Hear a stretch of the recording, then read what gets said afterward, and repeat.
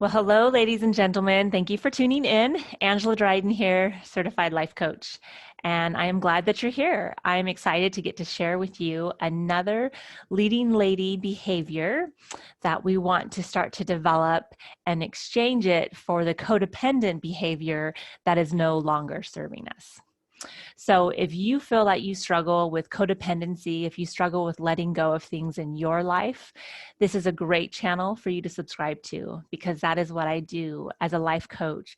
I help ladies to be able to explore their world and find ways that resonate with them so they can start showing up how they want to in their relationships and not have attachments to things that are no longer serving them in their nature of what they're wanting to gain from what they're wanting to create in their world.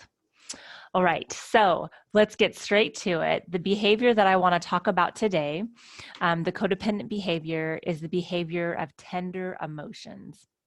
And so when we think of tender emotions, one of the things that kind of come to my mind is the act of empathy. So having empathy and tender emotions, seeing other people get hurt, and we're very empathetic towards that. And that's one of the qualities of people that struggle with codependency, is that they truly do wear their heart on their sleeve, and they want to help everybody that they can.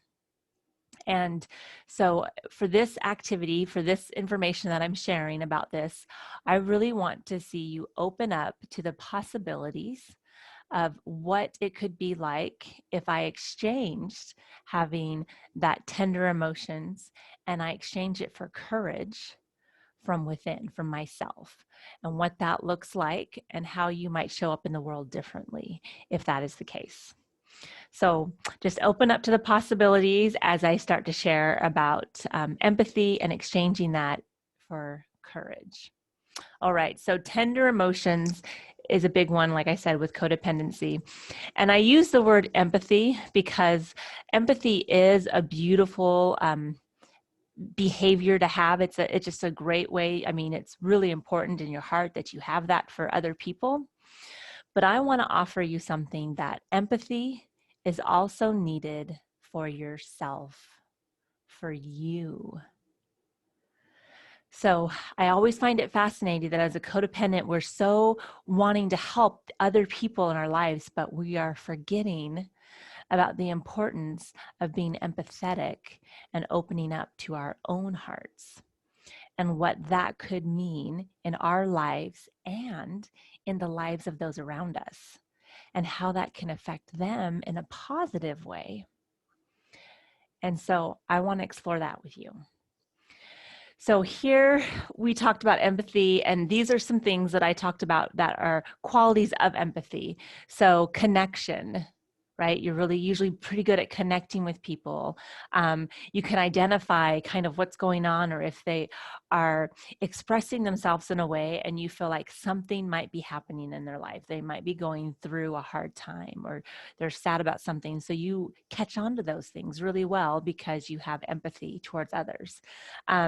You're good at negotiating, as far as like maybe even giving suggestions and things like that. So you find yourself being able to do that because you are connecting, identifying, so you can negotiate and you can collaborate with other people and have them explore what they think they need, and at the same time being open to that for them and helping them through that process.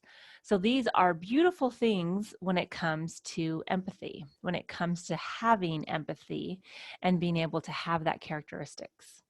So tender emotions can sometimes get into that empathy, but what I want to offer is that when we start to have courage with empathy, and we start to look within ourselves of what we need to be empathetic about ourselves, then that is where we can start to transform in a way where we don't put ourselves out in a way that causes harm for the others and for us.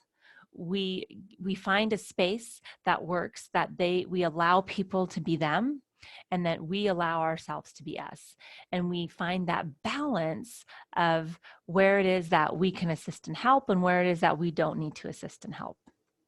And so when we start to have courage, we start to show up in a way that we can embrace the obstacles, but not solve other people's problems.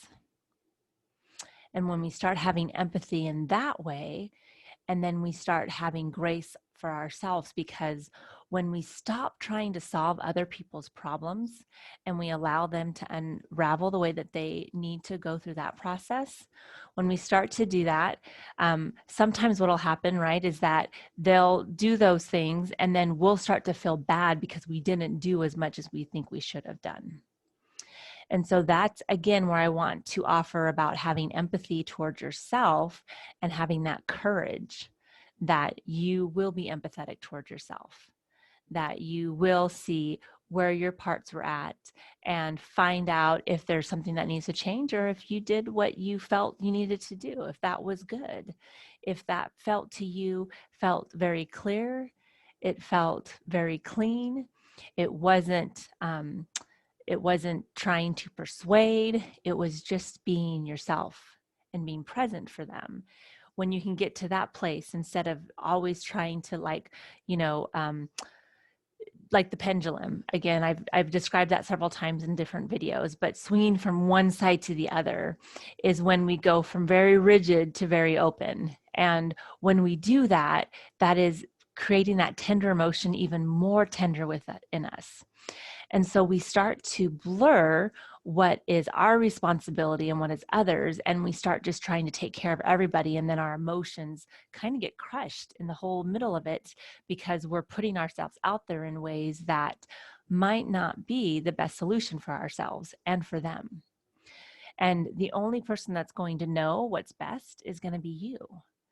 And the more clear that you are with the empathy you're showing yourself and the courage that you're allowing yourself to respond in a way that is clear and makes sense to you, and respond in a way that isn't reactive, but is actually constructive in a way. So when you start doing that, instead of being at the mercy of the emotion, we can start to, again, have more empathy for ourselves and just more courage to start showing up and being ourselves. So in this little chart right here, I wrote a little bit about this in the blog. Is some of the model work that I do as a coach. And so when I went through life coach school and was trained through the life coach school, the model is a big thing that we use as coaches. And it's kind of one that they really dive into as we learn to become better coaches and to be able to serve our clients well. And so I want to talk a little bit about this because I did mention it a little bit in this blog. And the one reason I mentioned it in this blog particularly is because emotions, like I said, when we have tender emotions, we wear our hearts on our sleeves. We start to feel like things are happening to us instead of us responding to something. And we feel like we're at mercy at something instead of us knowing that we can make the decision. And I want to offer that when we start to get clear on the actual circumstance, that's what C stands for, is circumstance, the thought that we're having about this circumstance, and then the feeling that we're feeling. So this is our feeling. So the emotion, I'm going to put emotion. So the feeling, I know it's F for feeling, but I'm just saying emotion because I put this as tender emotions. So this is obviously that emotion part. So getting clear on that. Because we have tender emotions, or the majority anyways, with codependency, we have that tender emotion part. Sometimes getting clear on the emotion, the feeling we're experiencing, getting it down to one word is very helpful as we go backwards in this model. Instead of trying to think of exactly the circumstance that happened and the thought I had, and then this emotion that was generated in my body from this thought I was having. So instead of doing that, sometimes going to the emotion and then going backwards and going, okay, this is the emotion I'm experiencing. This is the feeling I'm having. So that one word feeling. And then we go to, this is the thought. This is the thought that comes to mind when I have this emotion. So when I'm experiencing this emotion, if I'm having like very much sadness or feeling unworthy or those types of like just deeper sadness, emotion feelings, what is the thought? Maybe the thought is, I'm not worthy. So you feel worthless.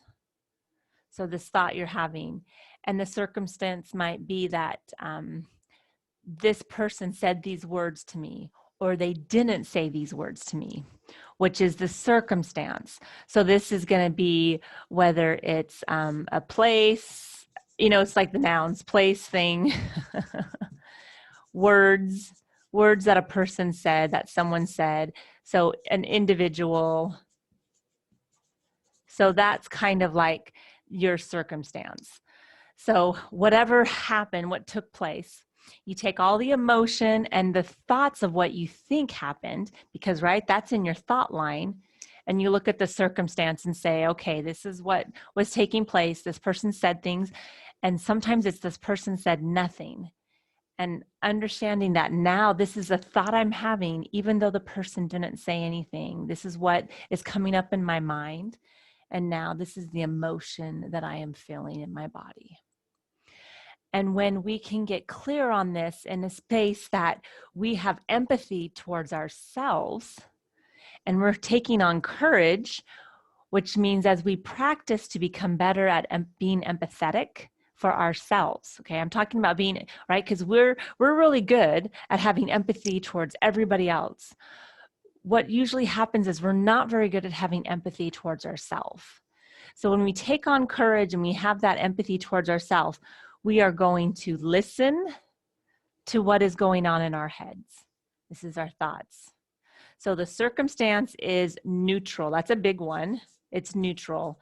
It means it's not party favored of any kind. It's just neutral. It's just that, this person said these words. This person didn't say anything. This person ran a red light, I guess, could be. So those are types of things that are just kind of like in a court of law. It's factual. It just is. So that's in that neutral part. And then the thought. This is the thought I have about this situation. So this circumstance happened, and this is the thought that I had. So when we take on courage, we listen to the thoughts that we are having. We listen and we look at how it is that we responded to this circumstance. So we might have had thoughts in our heads, but we also might have had a reaction in a certain way. So we take a step back and we look at how we showed up in this situation and what that looks like for us from a place of empathy, right? We take on courage and have empathy towards ourselves as we view what was going on in this model, how we're seeing the world. So we listen, we look, we sit with it. We kind of sit with it and think if we're really being truthful with ourselves, right? We want to make sure we're as truthful as we can with ourselves, that we're not taking a side, that we're just looking at the words, we're looking at the thoughts. The thoughts can be side, right? Because that's your own thinking. This is exactly how you perceived it. This is how you thought about it. The emotion, that is what you are feeling. So you know the emotion because you are feeling it. So you sit with that. And then you validate that this is how you viewed it. And I want to offer that when we start to really do, one of the things I do have a video here about a thought download. So it kind of goes in a little bit more to the model here. This is just the first 3 parts. There's 2 other parts involved with this model, but this is kind of an overview of that. So when we start to kind of listen to our own thoughts, we look at what's this going on, we sit with it. We're not responding right away. We're sitting with it and we're validating our emotions we're having, our thoughts. We're making room for them instead of trying to change them right away. There are some things that I talk about before about, trying something else on, which could be helpful. But sometimes sitting with it and just seeing where you are right now without changing a thing can be really helpful, because then it starts to become, you're being very truthful with yourself. And honesty and integrity, both those qualities are what I like to call leading lady qualities. So both of those are ones that we want to develop as well as a leading lady, is integrity and honesty. Honesty towards other, integrity, honesty towards ourselves and towards how we see it. And so coming this way will take courage. Having the empathy for yourself will take courage. A lot of the behaviors that we have with codependency is focused on something outside of us that we think we need to control, or we think we have to figure it out for somebody, or if I don't do this, nobody else is going to do this the right way. And when we start to get clear on our own thinking, behavior, and pattern, and we realize these tender emotions we feel so deeply, are emotions that are being generated from our own thinking of what we think and how we perceive this circumstance happening in front of us. So when you start to practice that, because it is a practice, right? It is a skill set. Like being mindfulness is not something we're just automatically born with. Being able to be an observer of our own thinking, a watcher of our own minds, is not automatic. That is something you literally have to practice, and it is a skill that you obtain through practicing. And so I want to offer that as you kind of explore your tender emotions that you are experiencing, to have grace with yourself. Be empathetic towards yourself, not just towards everybody else, and turn that empathy onto you and be courageous and look at your thinking. And then you can start to find solutions that resonate with you as an individual. One of the things you'll always hear me saying is, as a coach, it is not my job to persuade or make you believe or have you think in something different.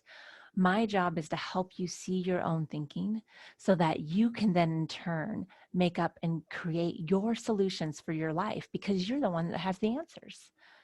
And sometimes our own thinking, our own emotions, especially when they're tender emotions, when we wear our heart on our sleeve, when we do that, because we do that as a codependent, and we just love people and we just want things to be good, there's nothing wrong with wanting things to be good.